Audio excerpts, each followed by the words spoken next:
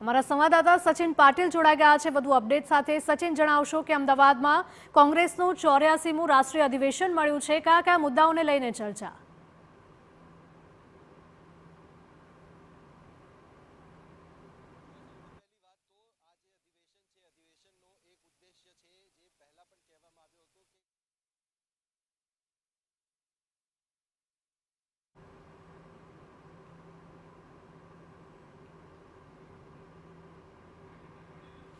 કોંગ્રેસના 1800થી પણ વધારે ડેલિગેટ્સ બેઠકમાં ભાગ લેવાના છે, ત્યારે સીડબ્લ્યુસીની બેઠકમાં રજૂ થયેલા પ્રસ્તાવ ઉપર અધિવેશનમાં મહોર લાગશે। સંગઠન, આર્થિક, સામાજિક, રાજકીય સહિતના ઠરાવો પર મહોર લાગશે તેવું કહેવામાં આવી રહ્યું છે। ત્યારે જિલ્લા કોંગ્રેસ સમિતિઓને સશક્ત બનાવવા પર નિર્ણય લેવાઈ શકે છે।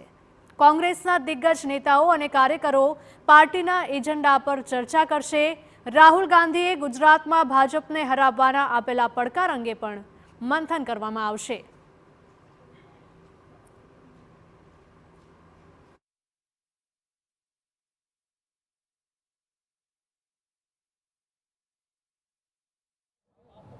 हाँ,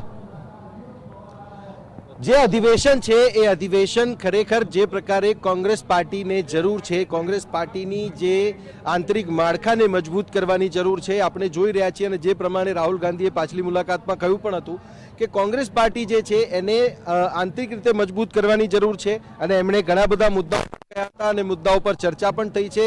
અને આ જે અધિવેશન છે, આ અધિવેશન પહેલા પણ અધિવેશનો થયેલા છે ગુજરાતમાં, અને એના મુદ્દાઓ જે છે મુદ્દાઓ પર ગઈકાલે વિસ્તૃત ચર્ચા થઈ છે। જે વિસ્તૃત જે સીડબ્લ્યુસીની બેઠક થઈ છે એમાં કોંગ્રેસના જે નેતાઓ છે, કોંગ્રેસના જે પૂર્વ નેતાઓ, પૂર્વ અધ્યક્ષો રહી ચૂક્યા છે, જેમની આગેવાનીમાં આ બેઠકો થયેલી છે અગાઉ ગુજરાતમાં પણ, ત્યારે એ બાબતોને લઈને અને સાથે જ સાથે મેં કહ્યું એ પ્રમાણે કે સાંપ્રત પરિસ્થિતિ ગુજરાતની અને દેશની જે પ્રકારની રહી છે, ત્યારે એ મુદ્દાઓ પર વિસ્તૃત ચર્ચા ગઈકાલે થઈ છે। મનીષભાઈ, જિલ્લા સ્તરે સંગઠનને મજબૂત કરવાની વાત, આ સિવાય પણ બીજા મુદ્દાઓ પર ચર્ચા થઈ છે।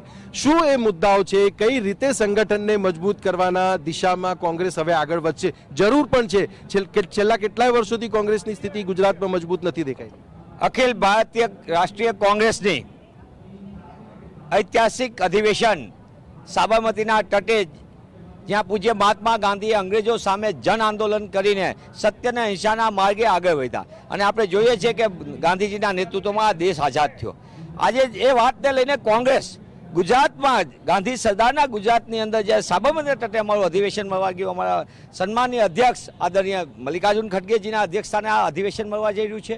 આ ઐતિહાસિક અધિવેશનમાં સમગ્ર દેશને દિશા નિર્દેશ મળે, ખાસ કરીને જનતાને ન્યાય શું આપી શકાય અને કોંગ્રેસ કેવી રીતે ન્યાય પથમાં માધ્યમ બને, એટલે કોંગ્રેસના સંગઠનને મજબૂત કરવાની રાહુલજી જે વચન કરી રહ્યા, કાલ કોંગ્રેસ વર્કિંગ કમિટી અમારી સર્વોચ્ચ છે, એમાં પણ આદરણીય સોનિયાજી, આદરણીય રાહુલજી, ખડગે સાહેબ સહિત તમામ વરિષ્ઠ એક જ ચિંતા કરી કોંગ્રેસને કેવી રીતે મજબૂત કરવાની। એનો સૌથી મોટો ભાગ છે એ આગામી દિવસોની અંદર જે નિર્ણયાત્મક તરફ અમે આગળ વધવાના, એ જિલ્લા કોંગ્રેસ સમિતિ અને બ્લોક કોંગ્રેસ સમિતિને સશક્ત બનાવવાની, અને એના માધ્યમથી કોંગ્રેસનો પ્રદેશ સશક્ત થાય, અને પ્રદેશ સશક્ત થાય તો જનતાને મોંઘવારીમાંથી મુક્તિ મળે, બેરોજગારીમાંથી મુક્તિ મળે, અસમાનતામાંથી મુક્તિ મળે, અને સામાન્ય જનતાને ન્યાયનો અધિકાર મળે। હેમાંગભાઈ, જે પ્રકારે રાહુલ ગાંધીએ પહેલા પણ